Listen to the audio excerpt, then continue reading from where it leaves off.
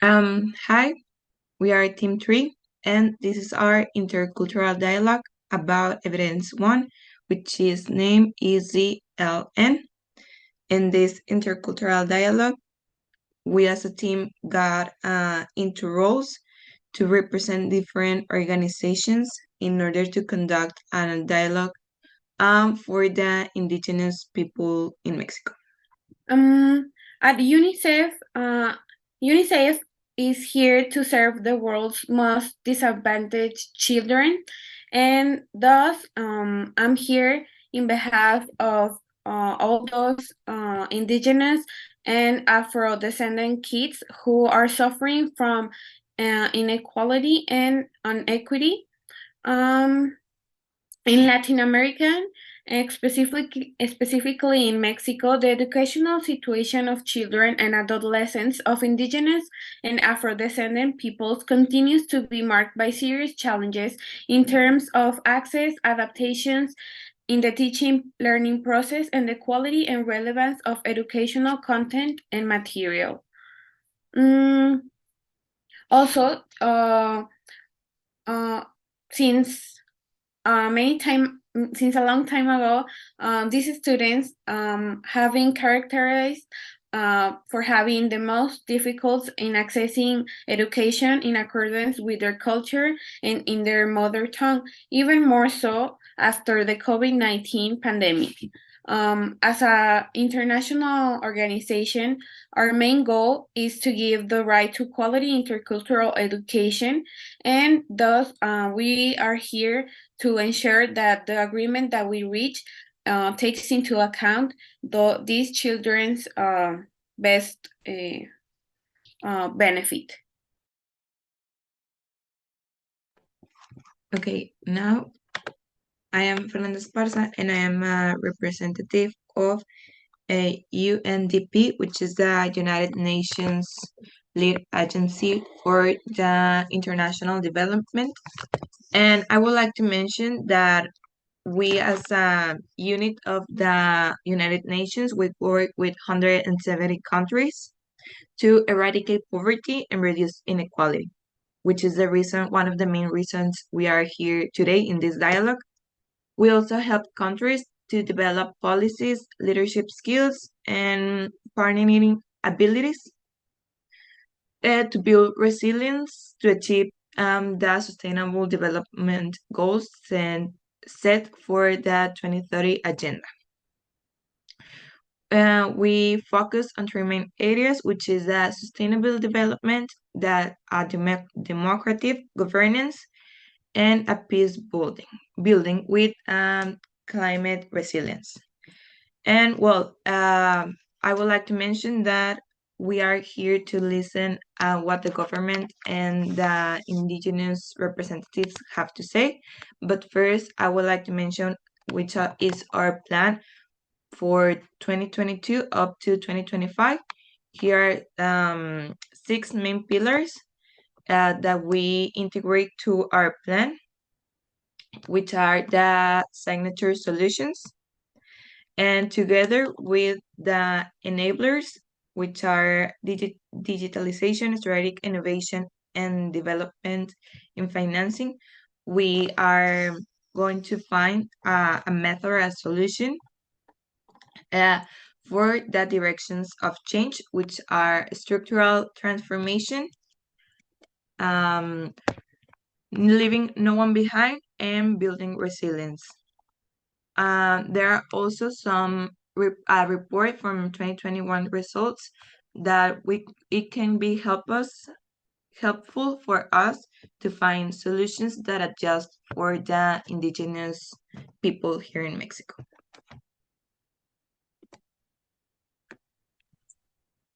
Well, talking in the side of the indigenous community, I'm going to give a brief concept, like a brief story of what happened. On January 1st of 1994, a group of indigenous uprised, they call themselves the Zapatista National Liberation Army, the name of this evidence, the ECLM. They uprised because only 20% of the indigenous population have access to electricity and sewerage, and only 5.2% of indigenous people over 16 have a high school diploma. Well, this was very bad for all indigenous community, and they get to an agreement in February of 1996, the San Andres La Rainsar agreement. But this agreement sadly was not taken a lot in consideration by the government.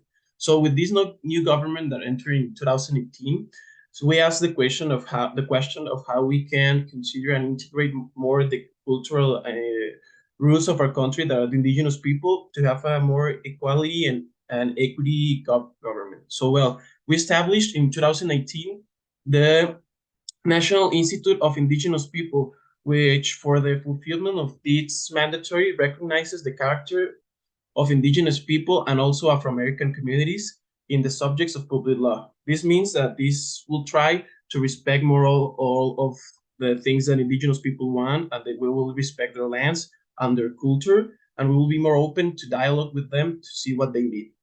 Also, an important area of opportunity in here is that as we talk and we have a normal intercultural dialogue, and most importantly, we avoid hate speech between these cultures, the indigenous people and the government, we can all win, and we can help each other, as the government can win the sustainable use of the lands that have all the indigenous people and natural resources, and indigenous people could win all the technology and all the education that the government could offer to the people in their indigenous communities. A really important actor in the ECLN movement that I mentioned before was Commander Ramona, who was a leader of an uprising group that take place in San Cristobal de las Casas, and she really helped and she really was the voice of that movement. Thank you.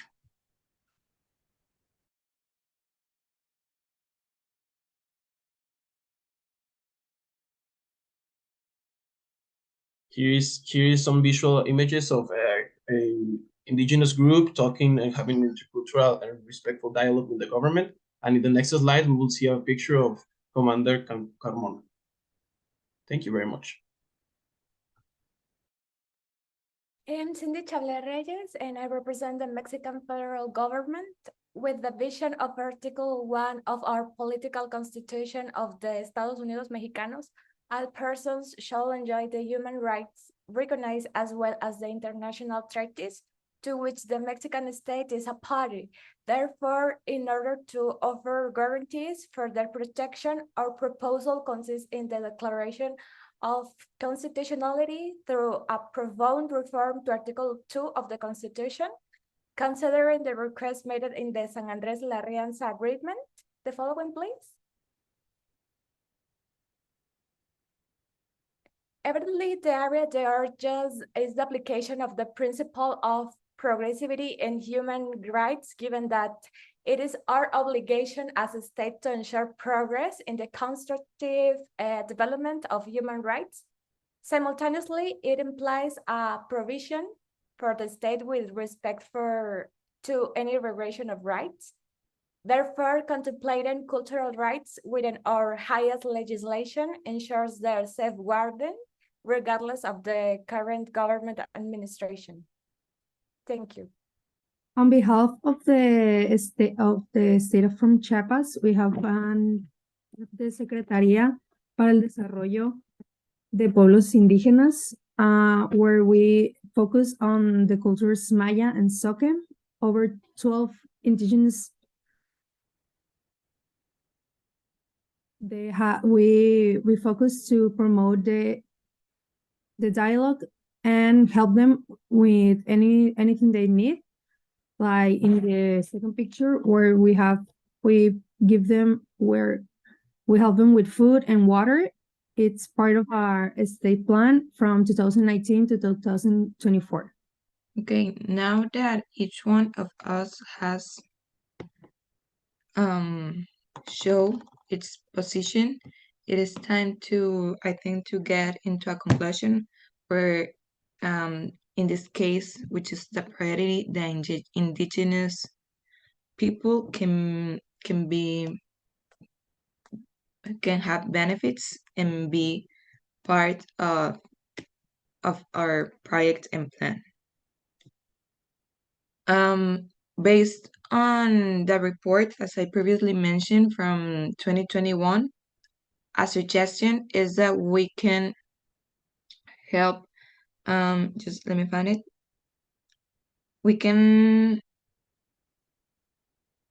follow the projects that were made in Iraq, which is rehabilitated schools, get electrical grids, have health facilities, housing, roads, and bridges. Also, water and sanitation services. This is a project that was made 2 years ago, and I think that it can help the people from these zones or from these places to have more resources.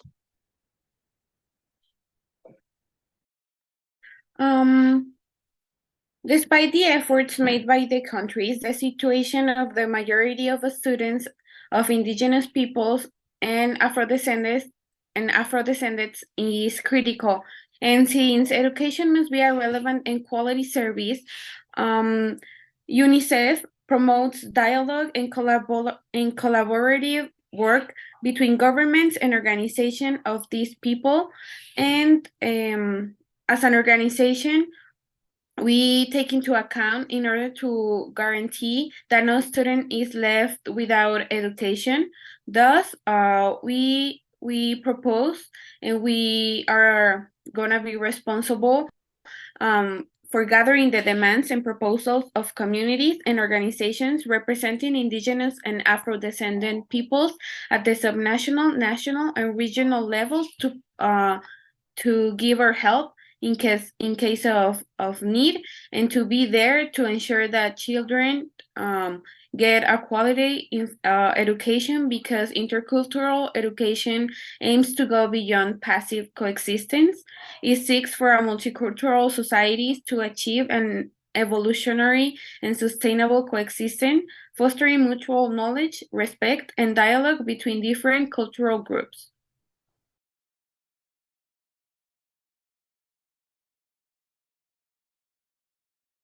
And as you mentioned, as we have the mission to promote and from the Secretaría de Pueblos Indígenas from the state of Chiapas to promote the recognition and full exercise of the collective rights of the indigenous people and the autonomy and self-determination, created space for dialogue.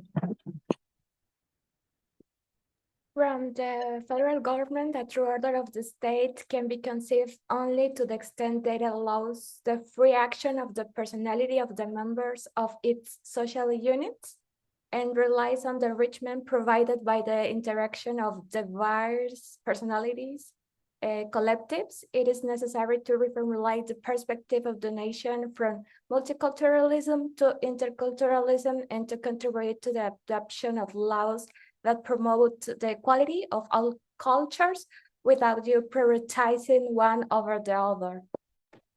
Okay, so anyone has something to say? Okay, if not, I think that it's important to state that this project or this this effort needs to have the cooperation of all the organisms in this interdialogue, and it is very important to have a constant communication and to be cautious about the necessities of the indigenous people. Thank you, everyone, for sharing your points of view and your proposals.